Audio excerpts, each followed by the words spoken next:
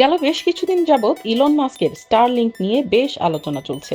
বিশেষ করে অন্তর্বর্তী সরকার ডক্টর ইউনূস যখন স্টারলিংকে যুক্ত হওয়ার জন্য ইলন মাস্ককে চিঠি লিখলেন, তখন থেকেই আলোচনা শুরু। কিন্তু এই স্টারলিংকটা কি, আর স্টারলিংকের সুবিধাই বা কি কি, আর কেন এত সমালোচনা এই প্রযুক্তিকে ঘিরে? চলুন দর্শক জেনে আসি। সহজ ভাষায় স্টারলিংক হলো ইন্টারনেট প্রোভাইডার, যা আমাদের ব্রডব্যান্ড কিংবা মোবাইল নেটওয়ার্কের চেয়ে একটু আলাদা। স্টারলিংক ইন্টারনেট সেবা দেয় স্যাটেলাইটের মাধ্যমে। ইলন মাস্কের প্রতিষ্ঠান স্পেস এক্সপ্লোরেশন বা স্পেস এক্স এর একটি অংশ হচ্ছে এই স্টারলিংক। প্রত্যন্ত কিংবা দুর্গম অঞ্চলে যেখানে ফাইবার অপটিক কিংবা মোবাইলের নেটওয়ার্ক পাওয়া কঠিন, সেখানেও দ্রুত গতির ইন্টারনেট ব্যবহার করা যাবে স্টারলিংকের মাধ্যমে। স্টারলিংকের নিজস্ব স্যাটেলাইট ব্যবহার করে গ্রাউন্ড স্টেশন এবং ইউজার টার্মিনালগুলোর মাধ্যমে ব্যবহারকারীরা সহজেই ইন্টারনেট পেতে পারেন স্টারলিংকের মাধ্যমে। স্টারলিংক সাধারণত মাসিক সাবস্ক্রিপশনের মাধ্যমে ব্যবহার করা যায়।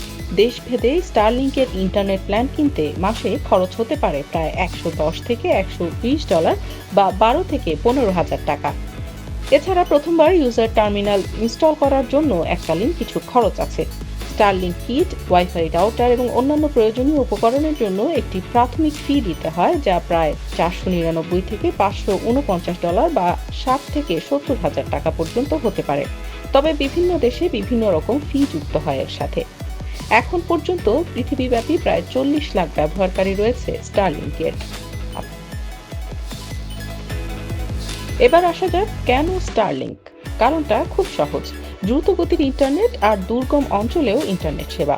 প্রাকৃতিক দুর্যোগ বা অন্যান্য সংকটের সময় যেখানে প্রচলিত নেটওয়ার্ক ক্ষতিগ্রস্ত হয়, সেখানে স্টারলিংক দ্রুত যোগাযোগের ব্যবস্থা করতে পারে। এছাড়া বিশ্বব্যাপী ডিজিটাল ইকোনমিতে যোগ দিতে স্টারলিংকে যুক্ত থাকা ইতিবাচক মনে হতেই পারে। সম্প্রতি আমেরিকা সফর করে আসা ভারতের প্রধানমন্ত্রী তার দেশে বেশ জোরে সোরেই স্টারলিংকে যুক্ত হবার প্রক্রিয়া শুরু করেছেন।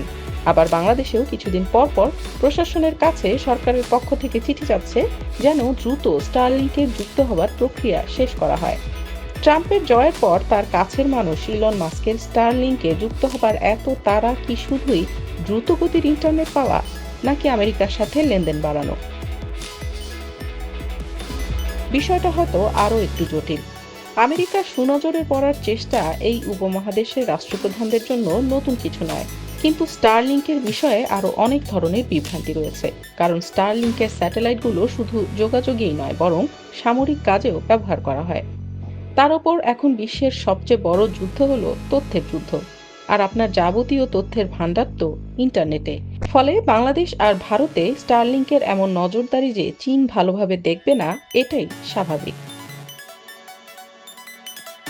তাছাড়াও বাংলাদেশে স্টারলিংক ব্যবহারের ক্ষেত্রে বেশ কিছু চ্যালেঞ্জও রয়েছে। স্টারলিংকে ইন্টারনেটের দাম বেশ চড়া, ফলে সহসাই এটি বাংলাদেশে জনপ্রিয় হতে পারবে না।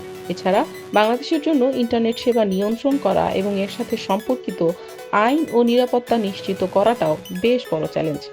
সার্বিকভাবে স্টারলিংক বাংলাদেশের ডিজিটাল ডেভেলপমেন্টের জন্য একটি গুরুত্বপূর্ণ প্ল্যাটফর্ম হতে পারে, কিন্তু তথ্যের গোপনীয়তা নিয়েও শঙ্কা করছেন অনেকে।